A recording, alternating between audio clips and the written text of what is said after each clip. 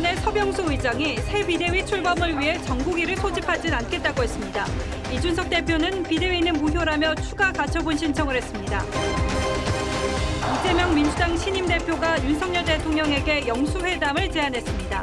대통령실은 대화의 문은 열려 있다면서도 단독 면담에 대해서는 선을 그었습니다. 쌍방울 그룹이 이재명 경기도지사 시절 경기도가 주최한 대북 교류 행사에 수억 원을 우회 지원한 의혹이 제기됐습니다.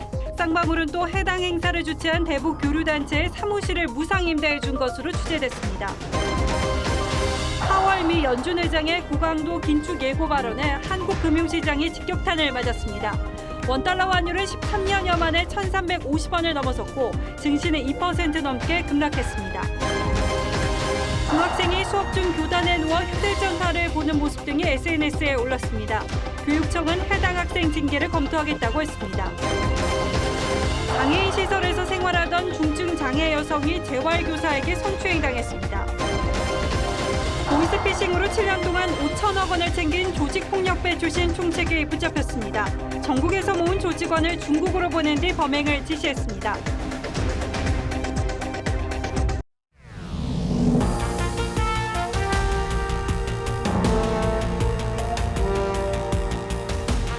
시청자 여러분 안녕하십니까? 뉴스나인의 신동욱입니다. 여권의 혼란스러운 상황이 첩첩산중으로 향하고 있습니다. 주호영 비대위가 법원에 의해 무너지자 새로운 비대위 구성에 나섰지만 이마저도 여의치가 않습니다. 당장 전국위를 소집해서 당헌을 고쳐야 하는데 서병수 의장이 전국위 소집을 거부하고 나섰고 이준석 전 대표는 비대위원 전원에 대한 직무를 정지시켜달라고 두 번째 탄원서를 냈습니다. 이재명 체제로 당을 정비한 민주당의 공세가 코앞에 닥쳤는데 여당의 상황은 당장이라도 꺼져내릴 듯한 살얼음판 위에 서 있는 듯합니다. 오늘 뉴스나인은 복잡하게 돌아가고 있는 국민의힘 내부 상황부터 집중적으로 해부하겠습니다. 먼저 김아림 기자가 보도합니다. 직무정지된 주호영 비대위원장 없이 열린 첫 비대위 회의. 위원들은 권성동 원내대표가 비대위원장 직무대행을 맡아 새 비대위 구성을 위한 당헌 당규 개정 작업을 마치기로 했습니다. 당의 위기는 새로운 비대위 출범으로 마무리되어야 합니다. 추석 연휴 전에 새로운 비대위가 출범할 수 있도록 윤석열 대통령도 그제 의총 결정에 힘을 실었습니다. 당의 의원과 또 우리 당원들이 중지를 모아서 내린 결론이면 그 결론을 존중하는 것이 맞다고 생각하고요. 하지만 당헌 개정 절차를 밟아야 할 서병수 전국위 의장이 전국위 소집을 거부하면서 변수가 생겼습니다. 두 번 잘못은 해서는 안 된다라고 봅니다. 권성동 원내대표는 이선으로 물러나면서 빠른 시간 안에 새로운 원내대표를 뽑아서 그러자 권 원내대표는 당헌 당규상의 전국위 소집 규정을 들어 강행을 예고했습니다. 여러 차례 요청했음에도 불구하고 거부하실 경우에는 부의장이 대신해서 사회를 보면 당헌 당규는 최고위원회 의결이나 제적위원 4분의 1 이상의 요구가 있을 경우 의장이 전국위를 열도록 규정하고 있습니다. 권 원내대표의 사퇴를 요구하는 당내 압박도 거세지고 있습니다. 안철수 의원 등은 공개적으로 즉각 사퇴를 주장했고 권 원내대표는 비대위를 구성한 뒤 스스로 거취를 정하겠다고 했습니다. 국민의힘은 내일 의원총회를 열고 향후 대책을 논의할 계획입니다. TV조선 김하림입니다. 주호영 비대위원장의 직무가 정지되면서 국민의힘은 현재 권성동 원내대표가 비대위원장 직무대행을 맡고 있습니다. 그러자 이준석 전 대표가 즉각 이 체제 역시 자격이 없다며 법원에 두 번째 가처분 신청을 했습니다. 자신의 징계를 이유로 한 비대위 체제는 절대 인정할 수 없다는 뜻이고 타협할 수 없다는 의지를 다시 한번 분명히 한 셈입니다. 직무가 정지된 주호영 위원장도 직무 정지를 풀어달라며 법원에 강제 집행 정지를 신청하면서 집안 싸움의 실타래가 도저히 풀 수 없는 지경으로 엉켜가고 있습니다. 이어서 황선영 기자가 보도하겠습니다. 이준석 전 대표가 오늘 서울 남부지법에 비대위 활동 중단을 요구하는 가처분 소송을 추가로 냈습니다. 국민의힘 비대위가 권성동 원내대표를 비대위원장 직무대행으로 결정한 지 4시간 만입니다. 이 전 대표 측은 법원이 주호영 비대위원장을 무효로 본 만큼 무효인 비대위원장이 임명한 비대위원과 권성동 직무대행도 무효라고 주장했습니다. 반헌법적이라고 규정된 상황 또는 해서는 안 되는 일이라고 적시된 그런 것들에 대해 가지고 좀 더 포괄적으로 보고 판단했으면 좋겠습니다. 국민의힘 지도부도 물러서지 않았습니다.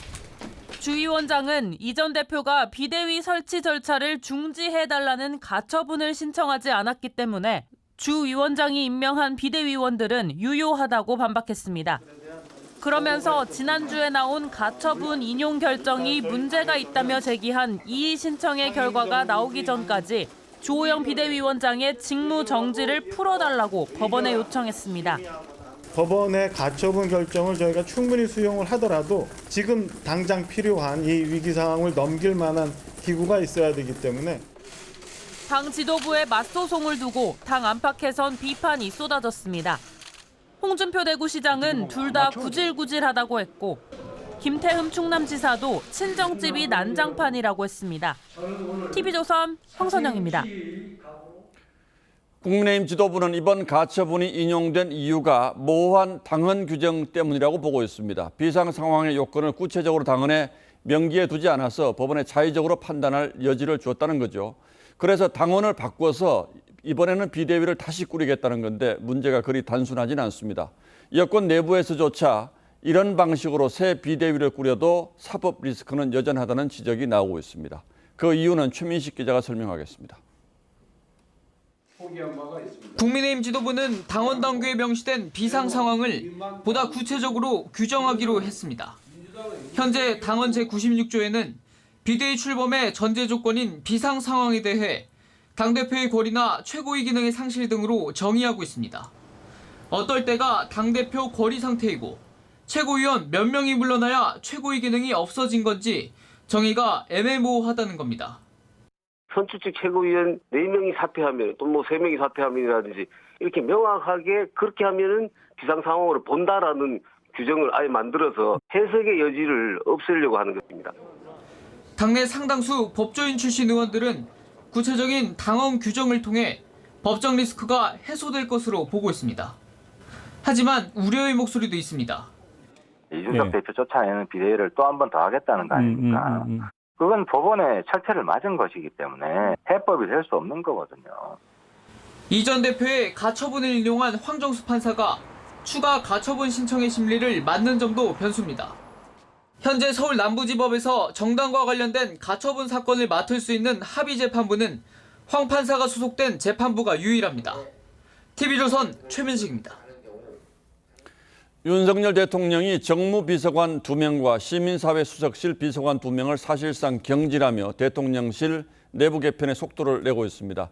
이런 형태의 경질은 과거 비슷한 사례를 찾아보기 어렵습니다. 여기서 그치지 않고 추석을 전후해 상당한 폭의 추가 경질이나 교체가 이루어질 거란 전망이 나오면서 대통령실 전체가 바짝 얼어붙어 있습니다. 취임 넉 달도 되지 않아 대통령이 이런 결단을 내리게 된 데 어떤 배경이 있는 것인지 홍현주 기자가 자세히 알려드리겠습니다. 대통령실에서 국회와 정당 관련 업무를 총괄하는 정무수석실에서 비서관 3명 중 2명이 교체됐습니다. 대통령실은 홍지만 경윤우 비서관이 자진 사퇴했다는 입장이지만 여권의 극심한 내용 속에 정무라인이 제 역할을 다하지 못했다는 판단에 따라 사실상 경질된 것으로 알려졌습니다. 시민사회수석실 소속 임원조 비서관 등 2명도 문서 유출 관리 책임이나 부적절한 외부 접촉을 이유로 면직되거나 사의를 밝힌 것으로 전해졌습니다. 수석급 인사나 인사 관련 부서까지 개편 대상으로 거론될 정도로 대통령실의 인적 쇄신 분위기는 강력합니다. 가장 헌신적이고 가장 유능한 그런 집단이 돼야 국민에게 제대로 봉사할 수가 있고 총 35명 규모인 비서관급 중 이미 80명이 교체 절차를 밟고 있는 가운데 추석 명절 전후로 추가 개편이 이루어질 가능성도 거론됩니다. 여권 관계자는 2급 이하 직원들이 제출한 업무기술서에 대해 비서관급에서도 평가를 했다며 그 결과에 따라 행정관을 얼마나 내보낼지 결정하게 될 것이라고 전했습니다. 윤 대통령이 예고했던 대로 대통령실이 상시 개편 체제로 재편되면서 국민을 향한다는 쇄신 기조에도 탄력이 붙을 것으로 보입니다. TV조선 홍현주입니다. 이렇게 여권이 대혼란 속으로 빠져드는 사이에 전열을 정비한 민주당은 대여 공세의 포문을 열었습니다. 이재명 새 대표는 취임 첫 일정으로 양산의 문재인 전 대통령을 찾았고 윤석열 대통령과의 영수회담도 제의했습니다. 첫 최고위원 회의에서도 대통령과 여당에 대한 선전포고 발언이 주러리였습니다. 보도에 정민진 기자입니다. 취임 첫날 양산 평산마을을 찾은 이재명 당대표를 문재인 전 대통령이 문 앞까지 나와 맞이합니다.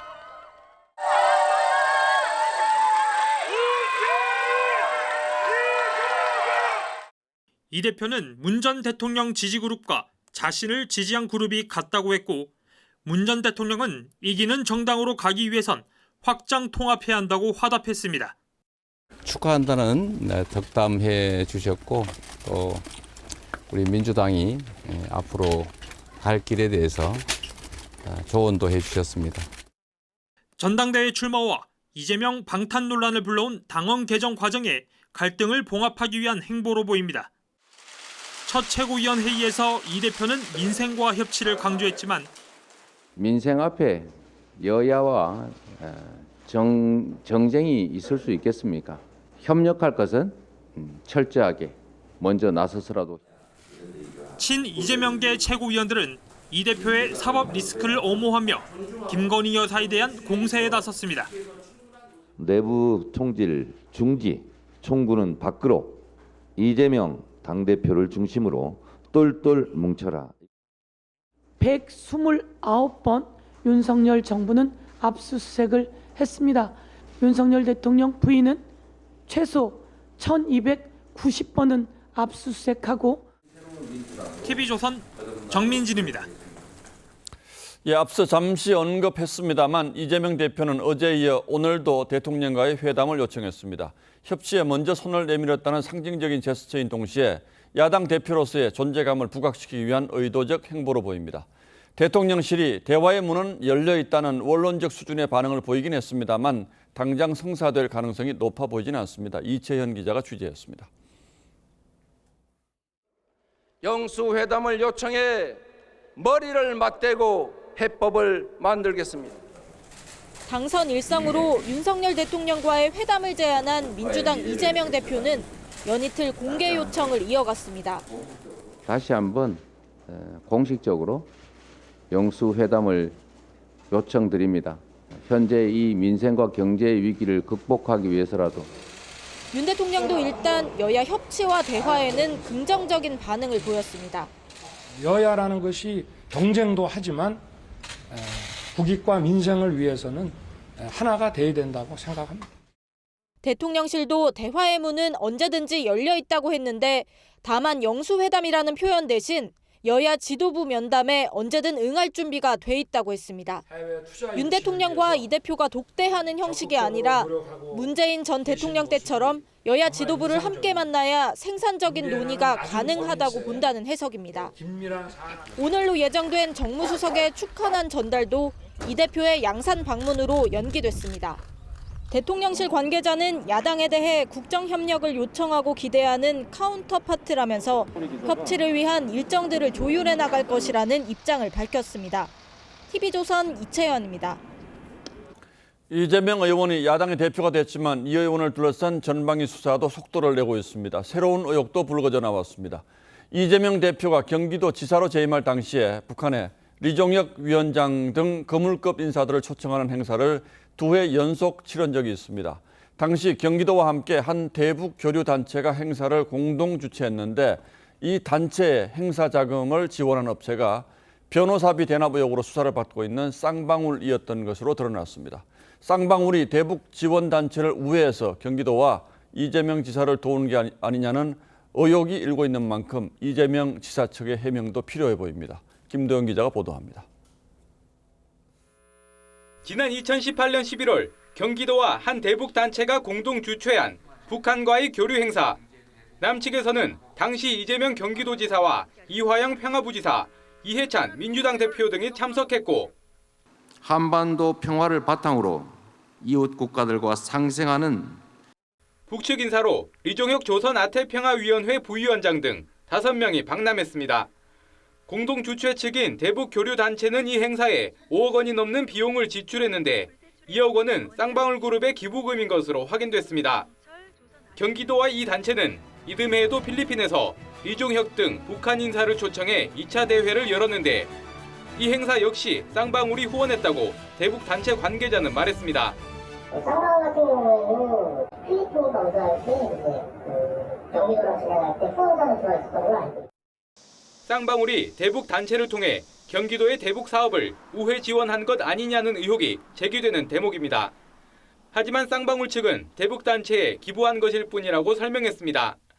그 단체와는 이제 꾸준한 후원 활동을 진행해 왔었고, 뭐 그런 거의 일환이지. 쌍방울이 대북 교류 단체에 수억 원을 기부한 구체적인 경위는 해외에 나가 있는 전 현직 회장이 귀국해서 진술해야 궁금증이 풀릴 것으로 보입니다. TV조선 김도영입니다. 이재명 의원과 북한 리종혁 위원장의 만남을 위해서 물밑 작업을 벌인 대북교류단체는 경기도의 대북 사업에도 깊숙이 관여했습니다. 여기에 대해 쌍방울의 본사 빌딩 사무실을 무상으로 쓰고 있는 것으로 확인됐고 대표는 쌍방울 그룹의 임원으로도 등재되어 있습니다. 조성호 기자의 단독 취재로 관련 의혹 보도 이어가겠습니다. 서울 용산구의 쌍방울 본사. 이 건물 5층에는 한 대북 교류단체가 입주해 있습니다. 바로 2018년 말 아태평화국제회의를 경기도와 공동 주최하면서 이재명 당시 지사와 북한 리종혁 아태평화위원장의 만남을 주선한 단체입니다. 쌍방울 본사에 입주한 이유에 대해 이 단체 대표는 현재 인터폴 적색 수배가 내려진 김성태 전 회장의 배려로 무료로 쓰고 있다고 설명했습니다. 우리 쌍방울 그룹한테 김국태 회장이 있어요. 그분의 배려를 의해서 제가 거기 사무실을 무상으로 쓰고 있어요. 쌍방울 측도 무상 지원을 인정했습니다. 이 단체가 입주한 시점은 2018년 말 북한 리종혁 위원장이 방남한 직후입니다. 2달 뒤엔 단체 대표가 쌍방울 계열사인 나노스의 사내이사로 선임됐고 이 소식에 나노스 주가는 대북 경협 테마주로 분류돼 주가가 급등하기도 했습니다. 이재명 의원 법률지원단장을 지낸 나승철 변호사도 이 회사 사회이사를 지낸 적이 있습니다. TV조선 조성호입니다. 전 세계에 관심을 끌었던 파월 미 연준 의장의 지난주 잭슨홀 발언이 오늘 우리 금융시장을 강타했습니다. 가계와 기업에 고통을 주더라도 물가 안정이 필요하다는 강한 긴축성 발언에 원달러 환율은 13년여 만에 1,350원대로 치솟았습니다. 우리 정시는 2%대의 급락세를 보였습니다. 김지아 기자가 보도합니다. 우리 금융시장은 오늘 새파랗게 질렸습니다. 코스피와 코스닥은 2% 이상 추락했고 원달러 환율은 글로벌 금융위기 시절 이후 13년 4개월 만에 처음으로 1,350원을 넘어섰습니다. 정부와 금융당국이 긴급회의를 열고 구두 개입성 발언까지 쏟아냈지만 현재 시간 26일 제롬 파월 미 연준 의장의 매파 발언 충격을 잠재우기엔 역부족이었습니다. These are the unfortunate costs of reducing inflation. But a failure to restore price stability would mean far greater pain. 실제로 미국이 경기 하강을 감수하더라도 급격한 금리 인상에 나설 경우 우리 경제는 금리 역전과 함께 외국인 자금 이탈과 환율 추가 상승, 인플레 지속의 가능성이 높아지는 상황. 만일에 외환 시장에서 자본 유출이 발생한다든지 환율이 크게 오르면은 금리를 좀 더 큰 폭으로 높일 가능성이 있다 이렇게 볼 수 있습니다. 이 때문에 연내 2차례 남은 우리 금통위에서 기준금리를 0.5%포인트씩 올릴 가능성까지 제기됩니다. 이럴 경우 커지는 이자 폭탄과 경기 둔화 속에 한국 경제는 고환율, 고물가, 저성장의 퍼펙트 스톰 우려에 휩싸일 전망입니다. TV조선 김자입니다. 한 중학생이 선생님이 수업 중인 교단에 누워서 휴대전화를 보는 영상이 온라인에 올랐습니다. 충격적인 모습은 이뿐이 아니었는데요. 학생 인권에 신경 쓰는 동안 교권이 땅에 떨어졌다는 탄식이 나옵니다. 교육청은 사실관계를 파악해서 해당 학생 징계를 검토하겠다고 했습니다. 차정승 기자가 보도합니다. 지난주 충남의 한 중학교. 수업이 한창인 교사 옆에서 스마트폰을 보던 남학생이 그대로 교단에 들어눕습니다. 와, 이래 저거. 와, 또 다른 학생은 상의를 완전히 벗은 채 수업을 듣습니다. 동영상이 온라인을 통해 퍼지자 학교 측은 뒤늦게 조사에 착수했습니다. 증거 확보라든가 정확한 사실 확인을 위해서 수사기관에 의뢰를 했습니다. 교육 현장에선 학생 인권을 존중하면서도 추락하는 교권을 재확립할 수 있는 대책 마련이 절실하다는 지적이 나옵니다. 믿기 힘든 교권 침해는 이 학교뿐만이 아닙니다. 지난해 11월 인천의 한 초등학교에선 학부모가 수업 중인 교사를 찾아가 폭행했고, 지난 6월엔 경기도에서 한 초등학생이 담임교사를 흉기로 위협하는 일도 있었습니다. 교사 10명 중 6명은 하루에 한 번꼴로 욕설 등으로 인한 수업 방해를 받고 있다고 했습니다. 한국교총은 교권을 방치하는 건 학생 교육을 포기하겠다는 것이라고 비판했습니다. 제지할 뾰족한 방법이 없다는 것입니다. 처분 내용을 학생부에 기록하게 함으로써 그 경각심을 강화한다든지. 충남교육청 관계자는 교권 침해의 경우 반성 여부 등을 검토해 최대 전학 조치의 징계가 이뤄질 수 있다고 했습니다. TV조선 차정승입니다. 장애인 시설 재활교사가 20대 중증 장애인을 성추행했다가 경찰에 체포됐습니다. 해당 교사가 8년 동안 장애인을 돌봐와서 이 경찰은 추가 피해자 여부 조사에 나섰습니다. 안윤경 기자의 단독 보도입니다. 서울의 한 장애인 시설. 어제 새벽 5시쯤 이곳에서 생활하던 20대 여성이 성폭력 피해를 당했다는 신고가 접수됐습니다. 순찰을 돌던 시설 직원이 피해 여성을 발견하고 경찰에 신고한 겁니다. 그런데 가해자는 이 시설의 30대 재활교사 A씨였습니다. 이거는 신고해야 할 만한 상황이다. 그래서 경찰에 바로 신고를 해서 상근이 살상을 했고, 저희 결과를 기다리는 중이라서. A씨는 건물 구석에 숨어 있다 출동한 경찰에 긴급 체포됐습니다. A씨는 8년차 재활교사로 잠들어 있던 여성을 상대로 범행을 저질렀습니다. 경찰 조사 결과 피해 여성은 혼자서는 거동할 수 없을 정도로 중증 장애를 앓고 있던 것으로 알려졌습니다. 장애인 대상 성범죄 사건에 대한 수사 지침에 따라 용산경찰서로부터 사건을 넘겨받은 서울경찰청이 직접 수사를 벌이고 있습니다. 경찰은 A씨를 상대로 정확한 사건 경위를 조사하는 한편 구속영장을 신청했습니다. 특히 경찰은 A씨가 해당 시설에서 수년간 근무해온 점으로 미뤄 추가 피해자가 있을 가능성을 염두에 두고 수사를 확대하고 있습니다. TV조선 안윤경입니다. 경북 봉화의 한 광산에서 갱도가 무너졌습니다. 지하 95m 지점에서 작업 중이던 광부 2명이 매몰돼서 1명이 목숨을 잃었습니다. 이심철 기자가 보도합니다. 119 구조대와 광산 관계자들이 붕괴 사고가 난 갱도 입구에 모여 있습니다. 오늘 아침 10시쯤 경북 봉화에서 납과 아연을 채굴하는 광산 갱도가 무너졌습니다. 사고는 지하 갱도 95m 지점에서 일어났습니다. 사고 지점 부근에서 작업 중이던 광부 10명 가운데 8명은 무사히 대피했습니다. 작업 인부 2명은 현장에서 채석 작업을 하다 갑자기 바닥이 무너지면서 사고를 당했습니다. 소방과 경찰 등 60명, 장비 26대가 투입돼 구조 작업을 벌였습니다.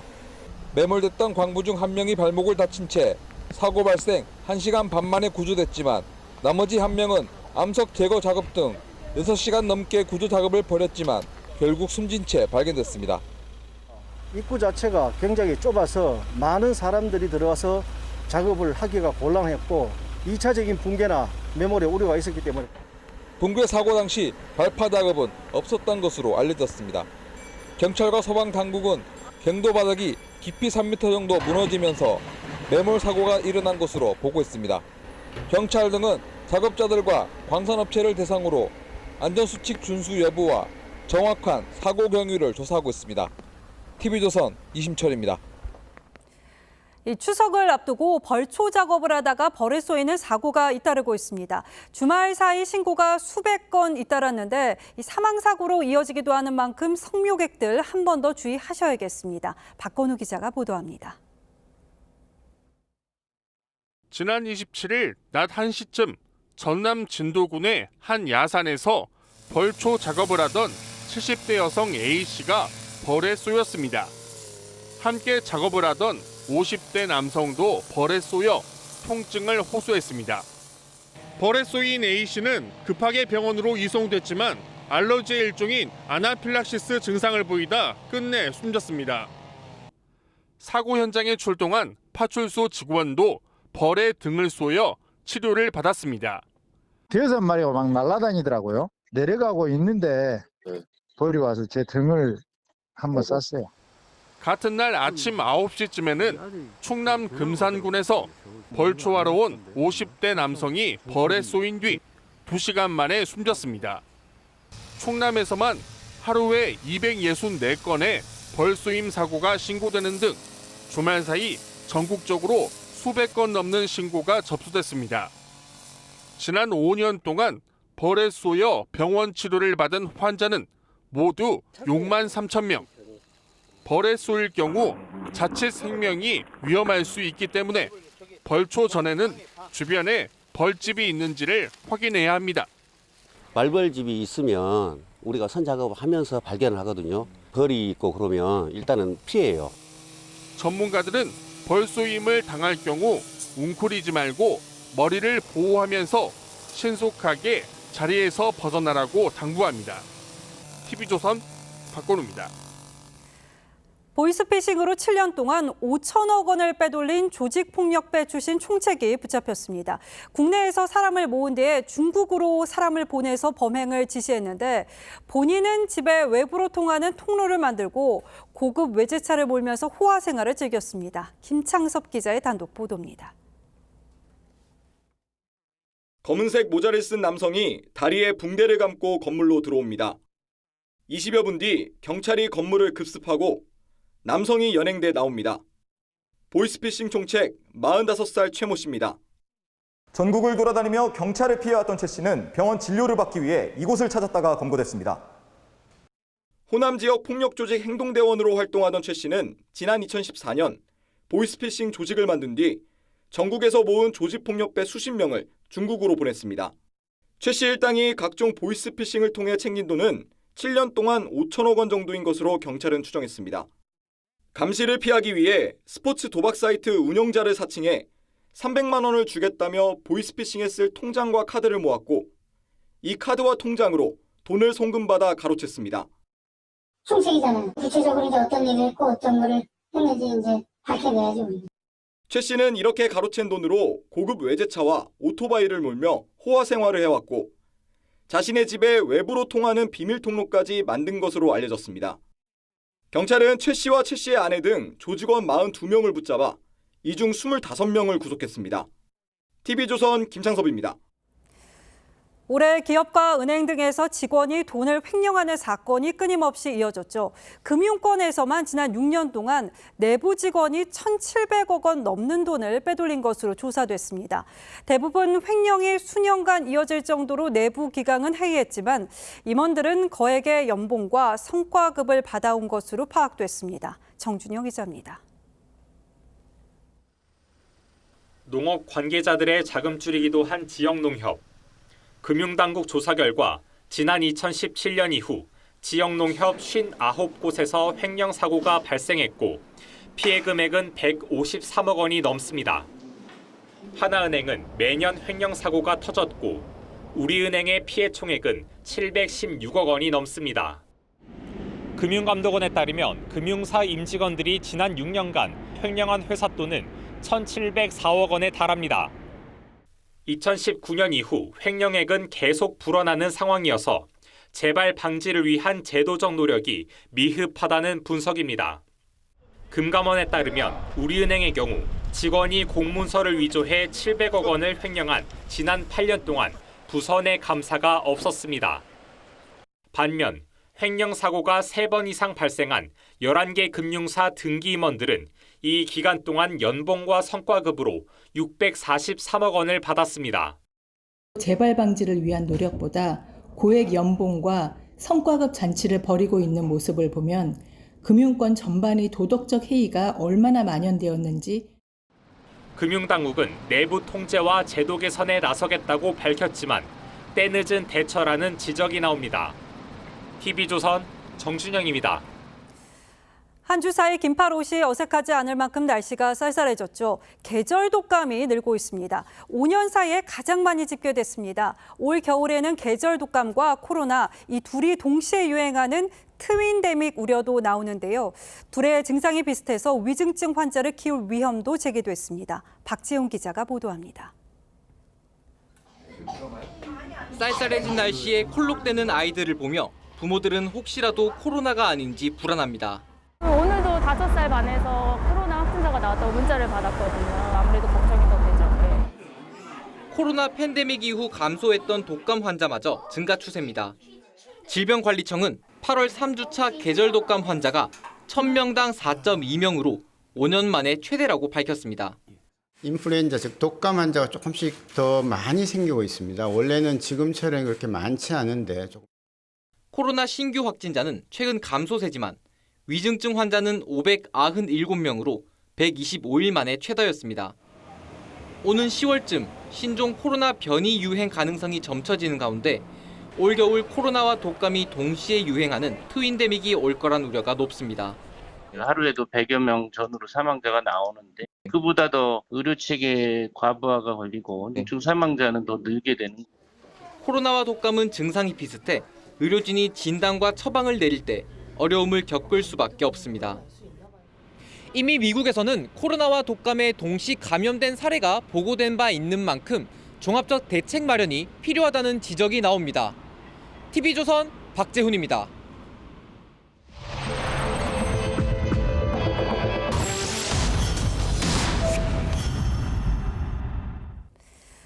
과자 등 달달한 간식 살 때 무설탕이라고 광고하고 있는 제품은 일반 간식보다는 낫겠지 싶어서 구매하는 분들 많을 텐데요.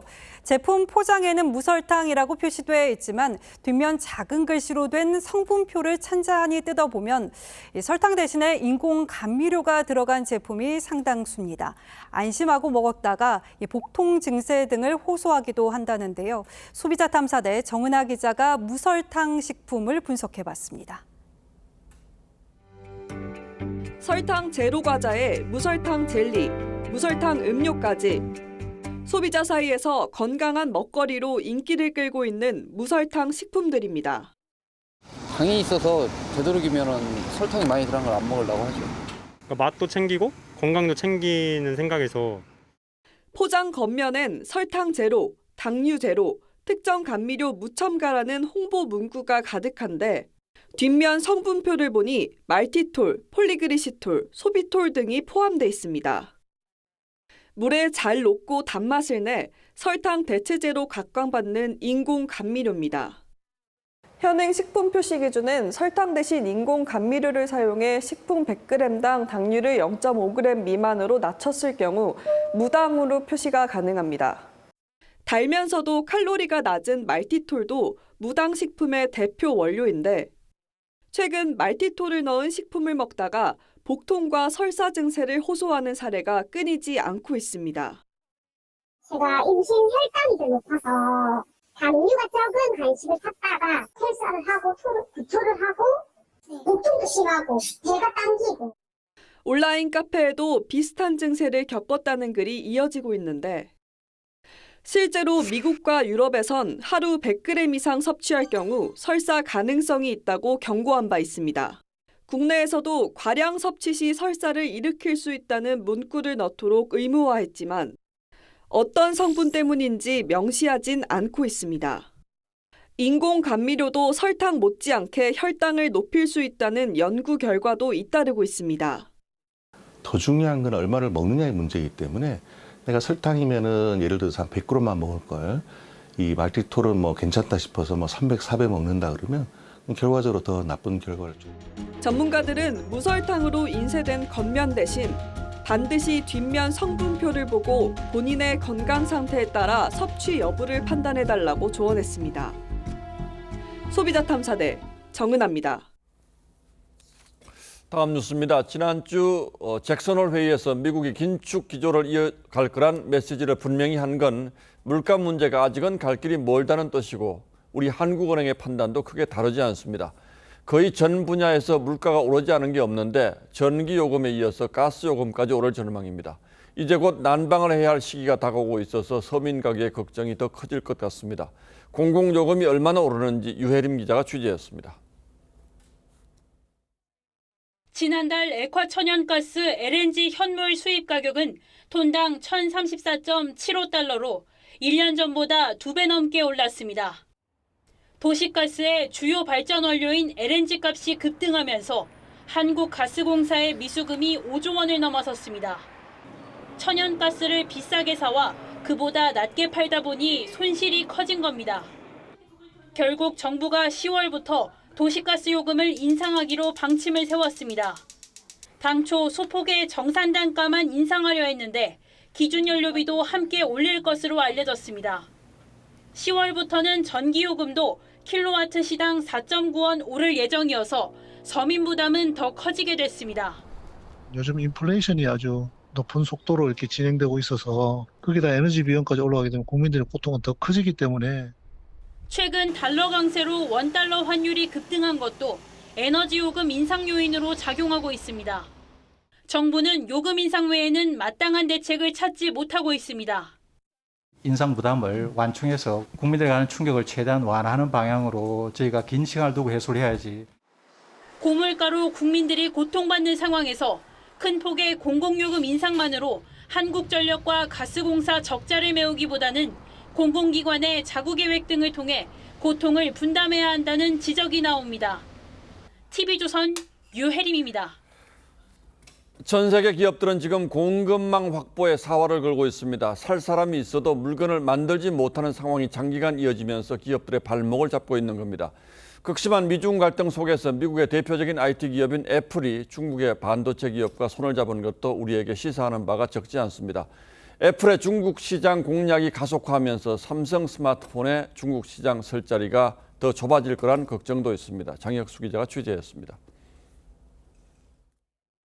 애플이 다음 달 출시하는 스마트폰 아이폰 14에 중국 반도체 기업 YMTC의 메모리를 탑재할 것으로 알려졌습니다. 한국과 일본 기업에서 메모리 반도체를 공급받던 애플이 중국 업체까지 공급망을 확대한 겁니다. 기존 공급처인 SK하이닉스에겐 타격이 불가피해졌습니다. SK하이닉스는 전 세계 낸드 플래시 3위 업체로 18%의 점유율을 갖고 있습니다. 시장에선 애플이 중국 스마트폰 시장을 장악하기 위해 중국 기업을 택한 것으로 보고 있습니다. 실제 애플의 연매출 20%가 중국 시장에서 나오고 제품 85%를 중국에서 조립할 정도로 의존도는 높습니다. 애플의 전략은 삼성 스마트폰엔 위기입니다. 삼성전자 스마트폰의 중국 시장 점유율은 0.5% 수준. 폴더블 폰으로 중국 시장 반등을 꾀하던 삼성은 난감해졌습니다. 1,000만 대 이상의 숫자를 올해는 꼭 달성할 수 있도록 폴더블로서 달성할 수 있는 그런 원년이 되는 해로. 시장에선 중국 내 애플의 입지가 강화될 경우 삼성 스마트폰이 더 위축될 수 있다는 우려가 나옵니다. 중국이 메모리 반도체를 만들어서 애플이라는 대기업에 납품하게 됐다는 자체가 상당히 우리한테는 위협적인. 인플레 감축법 악재에 애플의 중국 업체 손잡기까지 겹치며 우리 기업들의 미래가 점점 암울해지고 있습니다. TV조선 장혁수입니다. 국회에서 상대방 동의 없는 전화 녹취를 무겁게 처벌하는 법안이 발의됐습니다. 함부로 전화 통화를 녹음해서 나쁘게 활용하는 걸 막자는 취지겠죠. 찬반 양론이 치열한데 어떤 문제가 있는지 따져보겠습니다. 자, 홍영 기자, 일단 이 법이 통과되면 뭐가 어떻게 달라진다는 겁니까? 네, 지금은 통화나 대화를 할 때 제3자, 즉 당사자가 아닌 사람이 몰래 녹음하는 경우만 처벌 대상이지만 이 개정안을 보면 당사자라도 상대방의 동의 없이 녹음하면 처벌됩니다. 국민의힘 윤상현 의원은 법안을 발의한 이유로 이 인격권을 꼽았습니다. 누구나 자신의 음성이 함부로 녹음되지 않을 권리가 음성권인데 헌법상 기본권인 인격권에 이 음성권이 속한다고 봤습니다. 그러니까 녹음 자체를 막자는 취지군요. 취지는 뭐 좋습니다만 전화 녹취가 범죄 수사라든지 저희 같은 언론 보도에 활용되는 경우도 많이 있는데 그런 경우에는 좀 지장이 있을 수도 있겠군요. 그 부분이 가장 우려되는 것입니다. 이 범죄자를 처벌할 때 대부분의 통화 녹음 파일은 증거로 인정되지 않을 겁니다. 혐의를 입증하기 어려워지는 거죠. 또 거대 권력과 맞설 때 결정적인 역할을 하는 공익 제보도 줄어들 수밖에 없습니다. 우리나라의 경우에 많습니다만 사회적 약자가 자신을 보호하는 수단으로 녹음을 하는 경우도 종종 있긴 하죠. 네, 맞습니다. 갑질 논란이 있을 때마다 이 통화 녹음 파일은 결정적으로 중요한 역할을 해왔습니다. 서울교통공사는 아예 지난달 직원들에게 녹음 기능이 있는 이 목걸이 신분증을 지급을 했는데요. 폭언에 시달리는 영무원을 보호하기 위한 조치였습니다. 예. 이 간호사나 상담원, 또 캐디 등 비슷한 직종에선 녹음이 자기 방어책으로 쓰입니다. 강자보다는 사회적 약자들이 또는 어떤 부당하게 피해를 입은 사람들이 자기 권리를 구제받을 수 있는 길이 원천적으로 차단되는 문제가 생깁니다. 예, 뭐 단순하게 볼 문제는 아닌 것 같군요. 해외에서는 어떻게 처벌하고 있습니까? 영국과 일본, 캐나다 등은 우리처럼 통화 중 녹음이 합법입니다. 미국은 13개 주에서는 불법이고 나머지 주는 합법입니다. 프랑스는 녹음 파일을 갖고만 있어도 형사처벌을 받을 수 있는데요. 다만 언론 보도와 같이 공익 차원은 예외적으로 인정합니다. 그렇다면 우리도 원칙적으로는 금지하고 예외 조항을 두는 방법도 있을 수는 있겠군요. 네, 그런데 이번 개정안에선 상대방의 동의 말고는 예외로 인정하는 경우가 사실상 없습니다. 전문가들은 문제점을 보완하는 형태로 논의를 이어갈 필요는 있다고 지적합니다. 스마트폰이나 IT 기기들이 굉장히 일상화됐기 때문에 우리가 음성권에 대해서 논의를 시작하는 것은 굉장히 시의적절한 것 같고요. 다만 이제 문제는 음성권이 정립된 개념이 아니라는 거거든요. 보호받아야 될 음성권의 범위가 어디까지인지를 좀 더 정밀하게 결국 이 문제는 우리 국민들 생활 속에도 굉장히 깊숙이 들어와 있기 때문에 여론이 중요할 것 같은데 여론은 어떻습니까?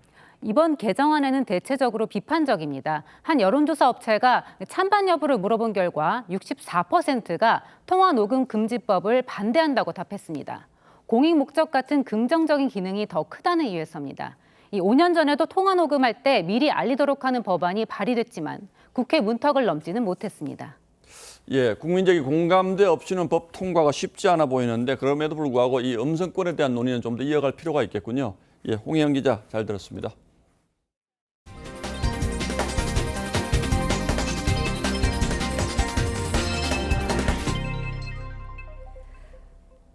파키스탄에서 이상기후로 인한 폭우가 석 달 동안 이어지면서 사망자가 1,000명을 넘어섰습니다. 인구의 15%는 삶의 터전을 잃었습니다. 재앙에 가까운 재해에 파키스탄 정부는 국가 비상사태를 선포하고 국제사회 지원을 호소했습니다. 이유진 기자입니다. 거대한 호텔 건물이 급류에 휩쓸려 순식간에 무너져 내립니다. 도로와 다리는 완전히 끊어졌습니다. 마을 전체가 물에 잠겼고 사람들을 목 높이까지 불어난 물을 헤치고 가까스로 대피합니다. हमारे गांव में बहुत सैलाब आया, पानी बहुत आया, हमारे घर डूब चुके हैं, हमारे लोग माल और सादार हमारे सब मर चुके हैं.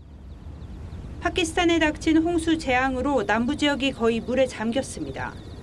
사망자만 1,061명, 이재민은 전체 인구의 15%인 3,300만 명으로 추정됩니다. 식량과 물, 전기도 없는 대피 생활도 고달픈데 수인성 전염병까지 걱정입니다.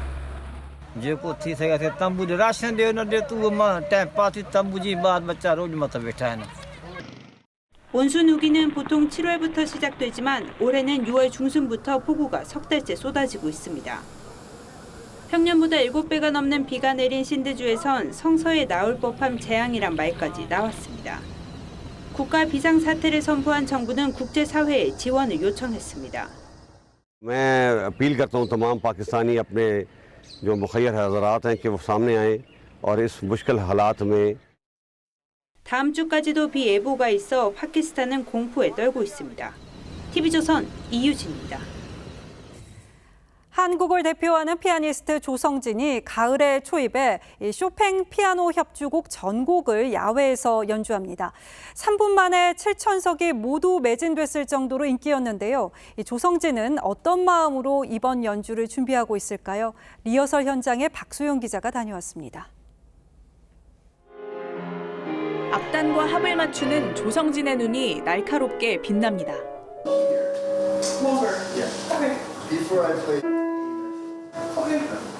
쇼팽 피아노 협주곡 1번과 2번을 모두 선보이는 공연.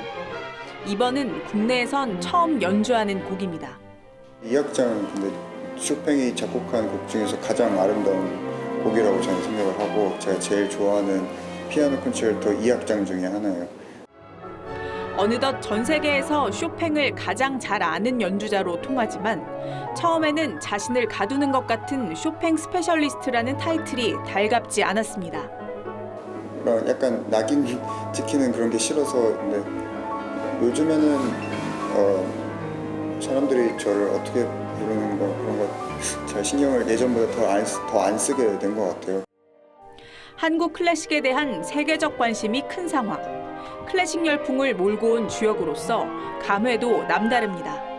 한국 그 음악가들이 굉장히 저평가되어 있다고 제가 항상 얘기를 했던 것 같아요. 제 또래 친구들이 활약하는 거는 당연하다고 저는 생각을 하고요. 양윤모 씨, 임윤찬 씨 다 응원했어요. 시간이 갈수록 연주자로서의 주관이 더 강해진다는 이 젊은 거장의 목표는 의외로 소박했습니다. 발전해가는 연주자, 제가 만족하는 연주, 계속 만족하는 연주를 하는 게 목표고요. TV조선 박소영입니다.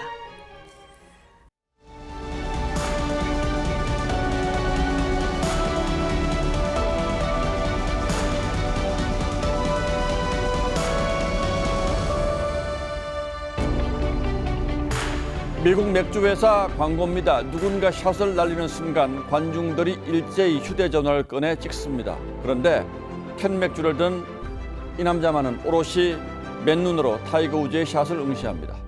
다들 손바닥만한 휴대폰 화면에 매몰된 사이에 눈앞에 펼쳐지는 순간을 온전히 즐기며 머리와 가슴에 간직합니다. 생생한 체험의 기쁨까지 휴대폰에 빼앗긴 시대에 남자는 맥주맨으로 불리며 스타가 됐습니다. 호재를 놓칠 리 없는 맥주회사가 광고와 기념품으로 만든 겁니다. 맥주맨과 정반대 장면이 한미 국회의장 회담장에서 얼마 전 벌어졌습니다. 김진표 의장 인사말에 모두가 집중하는데 딱 한 사람이 휴대폰 화면을 확대하고 촬영 버튼을 누릅니다. 권성동 국민의힘 원내대표였습니다. 펠로시 의장의 발언이 시작되자 또 휴대폰을 꺼내듭니다. 대통령의 문자를 노출시켰던 바로 그 휴대폰이죠.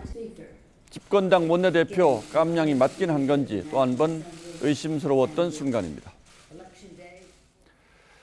법원에 의해 비대위가 와해된 국민의힘이 또 비대위를 만들기로 했습니다. 비상 상황을 규정한 당헌을 바꾸어 새 비대위에선 법원의 제동을 피해보겠다고 합니다. 당헌을 고쳐 이른바 사중 방탄을 완성시킨 민주당이나 뭐가 다른지 모르겠습니다. 거기에다 이준석 대표 추가 징계를 들고 나왔고 이 대표는 추가 가처분으로 맞섰습니다. 크고 멀리 내다보며 열린 마음으로 타개해 나가겠다는 게 아니라 휴대폰 화면처럼 좁은 시야로 그때그때 떼어보려 해서는 더 깊은 수렁으로 빠져들 수밖에 없을 겁니다. 국민의힘 지도부는 집권 후 석 달 반 만에 당이 이 지경이 되도록 반성도 사과도 하지 않았습니다. 지금 해법대로라면 새 비대위 구성도 이른바 윤핵관의 핵심 권 원내대표가 주도할 수밖에 없습니다. 그는 검수안박 중재안에 덜컥 합의했다가 번복했고 대통령실에 인사청탁을 해놓고 되레 큰 소리를 냈습니다. 문자를 유출한 뒤 대통령이 건넨 위로성 덕담이 재신임으로 확대 해석되는 일도 있었죠. 이 전 대표도 마찬가지입니다. 지금 이 상황을 자신의 승리로만 해석하려는 한없는 가비움이 그저 안타까울 뿐입니다.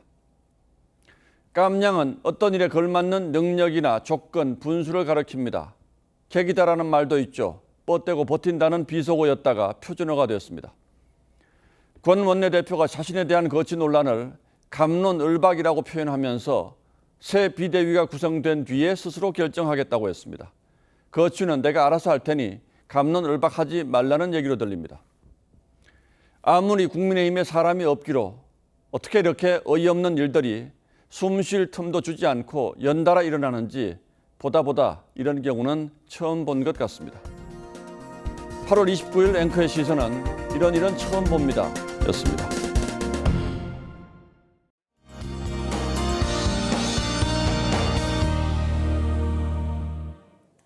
오늘은 흐린 가운데 곳곳으로 비도 조금 내렸는데요. 내일부터는 많은 비가 예상돼 대비를 잘 하셔야겠습니다. 밤사이 전국 대부분 지역에 비가 시작되겠고 모레까지 이어지겠습니다. 비가 강하게 내릴 땐 시간당 30mm가 집중될 수 있겠고요. 중부 일부와 경북 북부 지역에는 120mm가 넘는 비가 예보됐습니다. 이쪽에서는 특히 더 주의하셔야겠습니다. 이렇게 비가 내리면서 내일도 선선하겠습니다. 내일 낮 기온은 서울이 22도에 머물겠고요. 대구와 울산은 26도를 보이겠습니다. 비가 그치고 목요일부터는 다시 30도 가까이 기온이 오르겠고요. 일교차는 더 커지겠습니다. 그리고 어젯밤 일본 남쪽 해상에서 11호 태풍이 발생했습니다. 태풍의 진로가 아직 불확실한 상태이기 때문에 최신 기상 정보를 잘 확인하셔야겠습니다. 날씨였습니다.